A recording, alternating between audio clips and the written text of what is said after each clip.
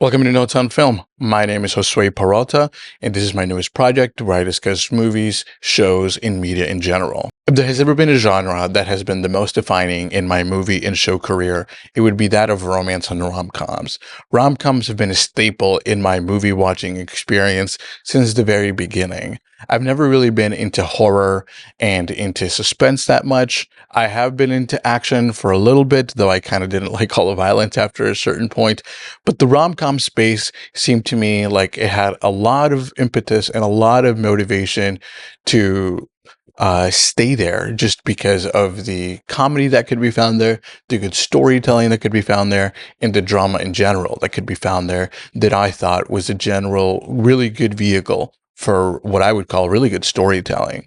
There have been countless of pretty good rom-coms that I've fallen in love with throughout the years, and they've come from all different ages. For example, probably my favorite rom-com of all time is Pretty Woman. And I know that that's not particularly unique, but I think that the storytelling, the direction, and the overall even music of the film is stellar, right? Where right now we can say, oh, well, that's not realistic. That's not whatever. The point is, it's a good story told very well, and to me, it epitomizes what a really good romantic comedy can really look like. And it didn't just stop there because that came out in the early 1990s, but in the later 1990s, there would come out a whole lot more fantastic films. Among those are, for example, She's All That. That was a tremendous film. There's also My Best Friend's Wedding, Notting Hill, and a whole lot of other ones that are just really, really good examples of what stories can look like. For example, in She's All That, you have a high school setting that talks about prom and what, the pretty girl with glasses trope. And if you take them off and you put her in a dress instead of pants or what have you, she automatically is now pretty to everyone around her, things like that. That story was told pretty well. It's become cliche because it's been told so amazingly in the past. But when we see those movies for the first time, they were amazing, and they have been amazing since then. Another really good one is My Best Friend's Wedding. Now, again, there's a pattern in a lot of these, and that's Julia Roberts. I'm not a Julia Roberts stan. Like, I'm not really just going for her just because I love her per se, but because the project that she chooses are just so really well written and so really well acted that she really does bring that extra umph to the films and to the projects that really make that story believable. Like the fact that you want to hate Jules in that movie, the fact that you kind of want them together, but you kind of don't, that you kind of care for Kimmy, but you kind of don't. Kimmy, it has no fault in this at all, right? She's the villain here in My Best Friend's Wedding, but it's just a really, really good way of telling a story. And Notting Hill, for example, that is an absolute classic. I love that movie. I haven't seen it in maybe about a year, and that's on me because it really just goes to show the meet cute, the story from the male side of things too, which you often don't see. You kind of always just focus on the female side of things. But that one also focuses on his side of the storytelling, which makes it that much more compelling. And even into the 2000s, you got classics like How to Lose a Guy in 10 Days with Matthew McConaughey, who then became a sex symbol of his own through his own rom-coms. You put his name on anything and it would sell. Heck, you could put his name on anything now if it was a rom-com, and I'd go day one, pay as much money as you want. I'll be there. And you have, your classic too from the early 90s, the heartthrob that she's been so consistent throughout the years in The Proposal, right, where she is just so amazing in that it's a staple now that we watch it and we say, wow, she really still got it to this day. And Ryan Reynolds, we understand that he's in this movie and now he's Deadpool to everyone, but before he was Deadpool to everyone, he was in Sandra Bullock's The Proposal, and we loved it, and we still love it to this day. So many classic scenes, so many classic moments were from that movie, and I have always been a fan and will always be a fan of a good rom-com. The sad part is that hasn't always continued. Going into the 2020s, we seem to have lost that good storytelling, the good acting, the good writing, which is the most important thing, and the good production of movies where these directors don't know what they're doing. They're not telling a good story, where these actors aren't really putting their hearts into it, or they're maybe just not that good. And it's been a crime because through rom-coms, I've been able to see the decline in general media in other movies as well. I mentioned earlier that the rom-com is my tentpole when it comes to movies and when it comes to media, but it has also introduced me to other kinds of shows and other kinds of just media in general that I otherwise wouldn't have gone into or that I otherwise wouldn't have explored. One of those is very uncommon for somebody in my age to have watched at the ripe age of 15, 16 years old, which was Desperate Housewives. Desperate Housewives was one of those shows that was everywhere. It was in the zeitgeist. Everybody knew about it, and every single middle-aged woman loved it. But it wasn't just every single middle-aged woman. It was a 15, 16-year-old kid in Wisconsin who loved the storytelling, fell in love with the women of the show, however flawed they might have been. But the acting was really just that good, and the storytelling was really just that compelling, and it was really just that good that I couldn't even go from it. Now, another one that I tried in the romance genre when it came to the transition to TV shows, which is longer form or storytelling for me, was Sex and the City. Now, I couldn't really get into Sex and the City for whatever reason. I'm not sure I connected with any of the characters, or maybe it was too mature for me at the time. Maybe if I circle back, I would like it more. But the truth is that that one didn't really work for me as well. But once I transitioned into longer form storytelling in other shows, I found other gems that really became my go-to after rom-coms. In the late 2000s or early 2010s, I found myself in online school, which means that once that was done, you had a lot of free time on your hands. And I never had a laptop before. So having access to the internet like that, I went crazy when it came to TV shows and when it came to media. That we never had cable at our house for obvious and evident reasons. But once I was able to get my hands on really, really good material, I couldn't let it go.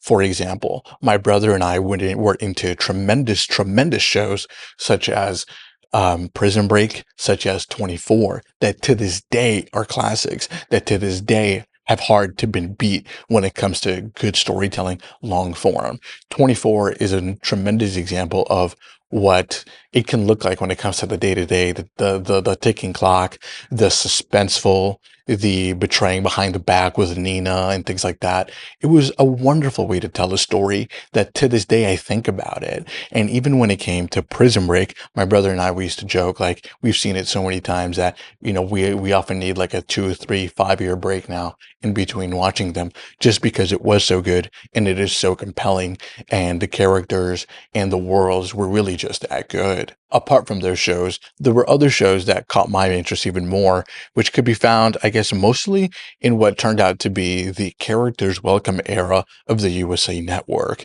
Now, at the time, again, I was 15, 16 years old. I didn't really know what I had stumbled upon, and it was a tremendous treasure trove of so much good content that to this day, those are probably some of the best shows that have ever been produced. For example, you had your Burn Notice, which was driven by Michael in that show. You had your Suits, which is probably the show I have seen the most, next to Psych, which is probably the best comedy I have ever seen in my entire life. No offense to Seinfeld, I still love Seinfeld. That's my favorite 30-minute, but when it comes to longer form, 40-minute episodes, hour-long time slots, that has been iconic and it will forever be iconic. And I remember watching Suits before it was cool. I loved Mike. I found myself just, what do you call it, identifying with Mike and later identifying with Harvey in the way that he did things. And I know that the show, transferred from Mike to Harvey when it came to the storytelling and the focus. And then there was an ensemble at one point and whatever. But I absolutely loved those two shows. There was also Major Pains, which was a tremendous show and one that my sister and I both loved, but probably my sister more than I, was White Collar and Matt Bowman and his tremendous storytelling there. And all of these had one thing in common, which was that these people are really observant and they solved the crimes or solved the problem or in one way or another, whether it was a medical problem, whether it was a crime problem, whatever it was.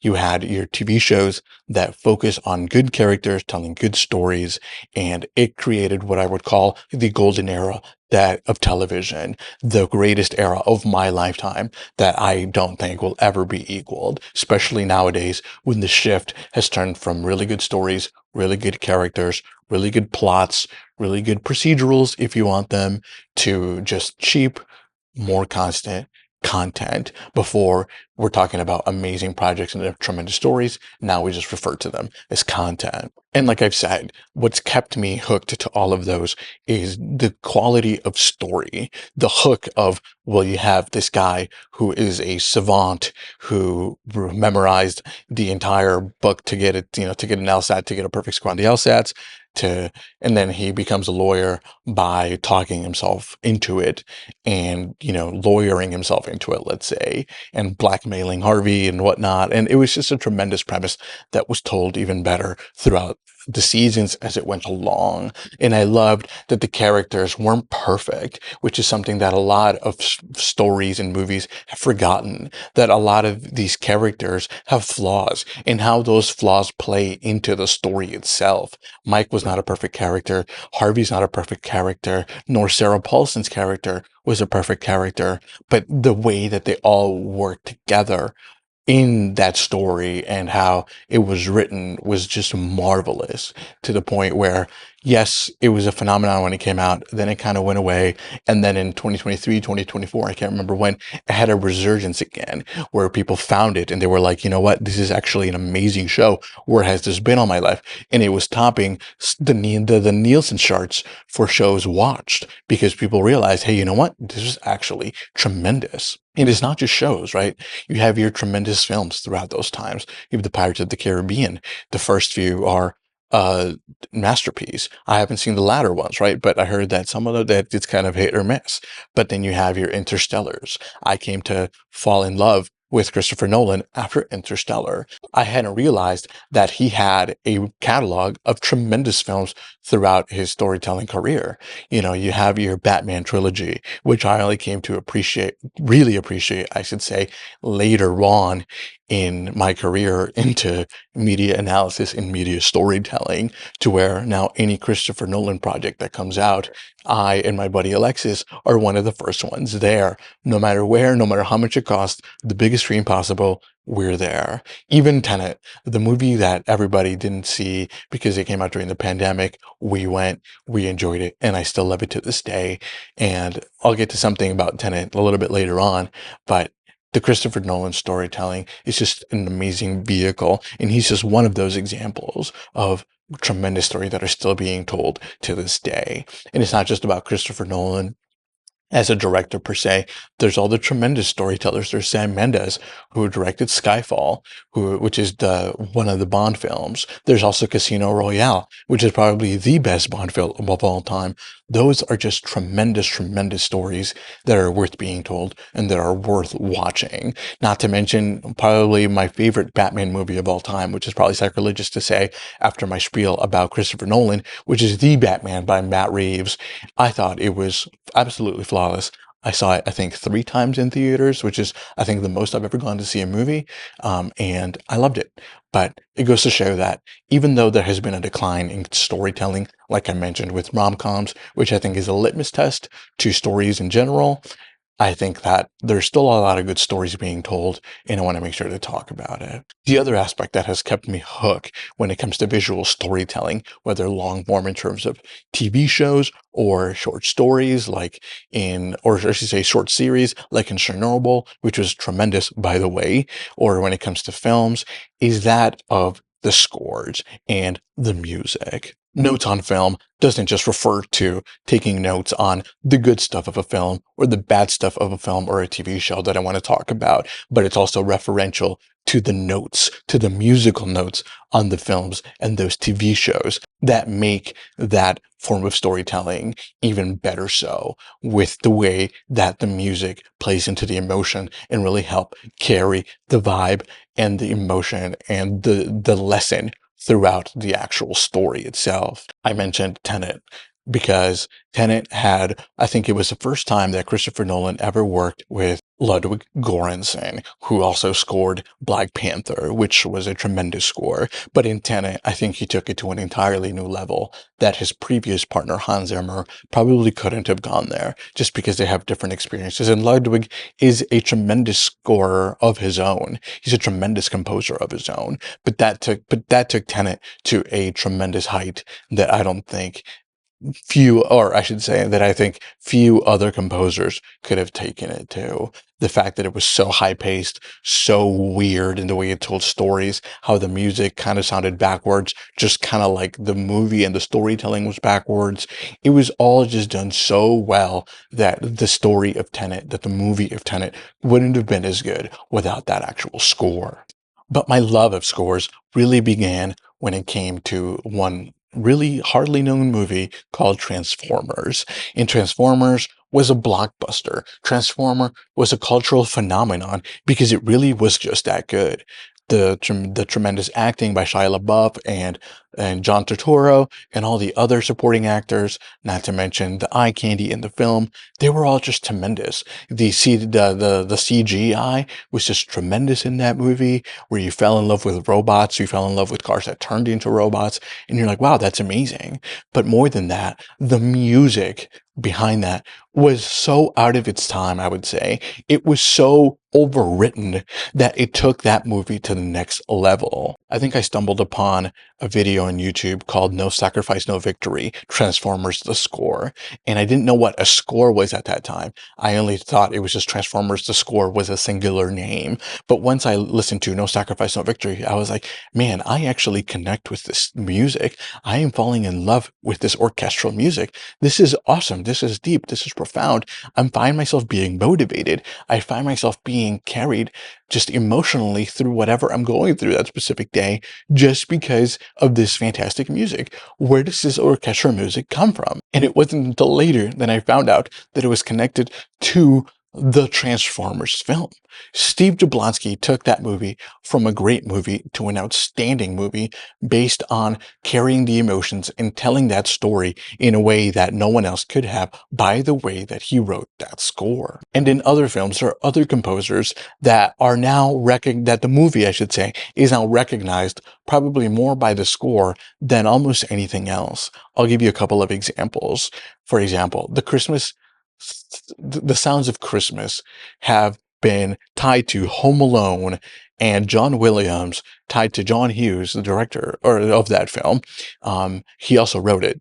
And the sounds of Christmas are done so well that the music is used outside of the context of the film just to showcase the ambiance of Christmas. I listen to that soundtrack if I ever want to get into Christmas spirit, whether it gets me thinking about the movie or not. It really just takes you to a different place emotionally and mentally that I think that is magical almost. He also wrote music for classics that we know, like Jurassic Park. That entrance to the park, to the island, is uncanny, is new, it's revolutionary, and it took that movie to being a cult classic, and just to be honest, to being just a classic in general. And part of that was John Williams, who I would say is probably the greatest composer of all time. And the fact that he could just not do Home Alone, which probably is one of my favorites of his. He could do Jurassic Park, but he also did the first few Harry Potter movies, which are tremendous. He took us into that magical world. He did something that no one else had done to that point, to that level, I would say. And then he passed it on to someone else once the themes became darker and once someone else could probably do a better job to that specific story later on in the books. But the fact that he introduced us to that magical realm in the form of music and ambiance, to where now you have Harry Potter ambiance music, is just tremendous. The way that he did that has been revolutionary. And I failed to mention his probably most well-known work, which is Star Wars. The music of Star Wars is iconic. Everybody knows Star Wars. Everybody knows something about Star Wars, even if you've never seen the original films. And I'm saddened to say that I've never seen the original films. I've only seen maybe one of the prequels and none of the sequels, because in my mind they don't exist. I've seen enough video essays to know that they're just really that bad. But the music from that is transcendental to where I have heard it, even though I haven't seen the films. I know a ton about Star Wars through the different video essays that I've mentioned seeing, but also the music. The music it has transcended the actual stories themselves and have become its own world where you hear the beginning horns and you're like, yep, that's definitely Star Wars. Here we go. And he's just really, really that good. And I know I'm talking a lot about John Williams, who is my goat, but there are other composers who have transcended time and movies themselves as well. Probably my second, not probably, 100% my second favorite composer is that of Hans Zimmer. Hans Zimmer has scored classics like Home Alone, Gladiator, Inception, Interstellar, which I think is probably one of his best scores ever, which took us into space and really made that movie. You could just feel it and the emotion. And I just like whenever I go on a long road trip, and I leave usually like before the butt crack of dawn.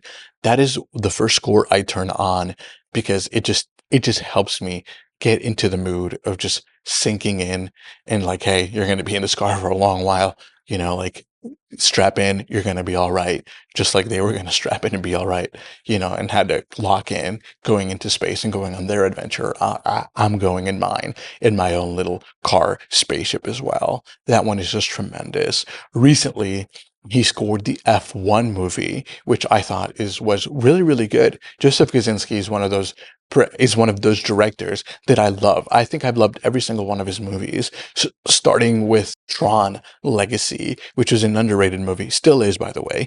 But the score from Tron Legacy was by Daft Punk. That one had the vibes are immaculate. I want to review that score too.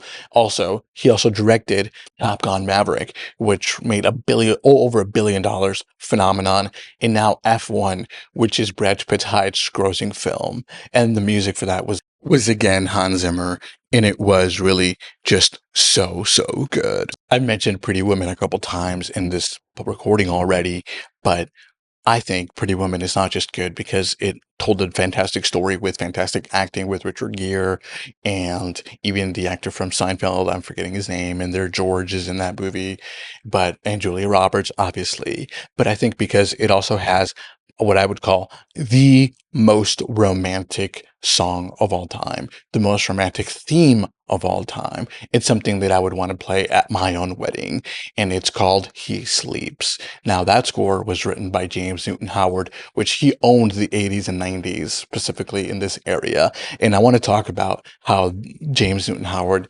and that kind of era and Alan Silvestri, how they own the 90s and how they know how to write love themes, which is something in an art that I think that we've lost to this point. There's so many scores that I could talk about, but I don't have enough time, obviously. But I can't go out of this introductory episode without talking about what I would say is a Mount Rushmore score, and it's that of How to Train Your Dragon, scored by John Powell, which I think he was helped by Hans Zimmer. I think I read or saw somewhere initially. But this is John Powell's project. And John Powell, I wouldn't say is a top four composer of all time. But what I will say is that that one project is his magnum opus. That project is top four of all time. How to Train Your Dragon really, really encapsulated the story, and the music was transcendental to where it really changed my life just listening to it. I could identify with Hiccup and the way that he, trained his dragon, and how which was a metaphor for, conquering your fears and becoming a man and whatnot. But, and specifically the song of Test Drive was amazing. And I know that whenever I should say need to feel like I'm overcoming something and that I need to just lock the F in and go all in, I listen to John Powell's Test Drive, because at some point I don't associate it with the movie anymore. I associate it with the emotion, and I associate it with what that music is trying to tell me. And it's trying to tell me that I can do this, that there are troubles that are going to come, but if you train your dragon, you're going to get to heights that you had never gone to before. And That's how I trained my dragon. Hell, this is one of those dragons where I've always been afraid to get in front of a camera, get in front of a mic for whatever reason, even though it's my job to be in behind it and to film for companies and different people. But the fact that I was able to overcome that through his auditory storytelling really, really speaks volumes. Which is why I want to make sure that someone speaks to it. I want to make sure that it gets its flowers because interestingly enough, musical scores for films has its own Oscar category. However, I have never seen a single musical score review. I've seen people break down certain songs from an album that are like, oh, this is why this is amazing and this is the technical part, but no one talks about the storytelling of the music and how it works with the films. And that's something that I want to remedy. How is it that people can talk about how great of a movie The Batman was? However, no one has spent enough time dissecting how tremendous of a score it was by Michael Giacchino. It was transcendental. It really spoke to that era of, or that vibe where, there's something in the way. He didn't write something in the way, but he was able to encapsulate that vibe and turned it into something tremendous in the Batman. What happens now is that when good musical scores are in a fantastic films, it's just a footnote. People talk about how good the movie was, and then the score is really good. And then maybe or maybe not, they will or won't remember who the composer is. And it's not that that's particularly the most important, but what I'm saying is that I want to take when musical scores and take it from just a footnote into an entire review, an entire dissecting of why it worked, why it didn't work. And I'm not the musical type to where I can say, well, look at the flutes came in here, the horns came in here, or look at how, that it dissected whatever. Yeah, it's not about the technicality. It's about the storytelling and how really good and with the vibe and how it really worked on its own and within the film itself. And so with this project, what I want to do is discuss my favorite and noteworthy media that I have seen in the past or that are coming out now recently. It's going to be a mixture of movie reviews, of show analysis, movie analysis, but also scores and score analysis and how, like I said, they play and tell their own story. I think that good stories are worth telling. And I think that more than worth telling, they're worth telling and talking about. So this whole project on Notes on Film is to take note that, hey, there's really good stories out there that teach really good lessons of the kind of people that we should and should want to be. Most recently, Superman came out, and with it, an entirely new tone that hadn't been taken with the character for a very long time. And I saw a comment somewhere that somebody had written, and it was something very simple, and it was something that in its simplicity spoke volumes, and it was this. He said, "Whimsy is back, boys."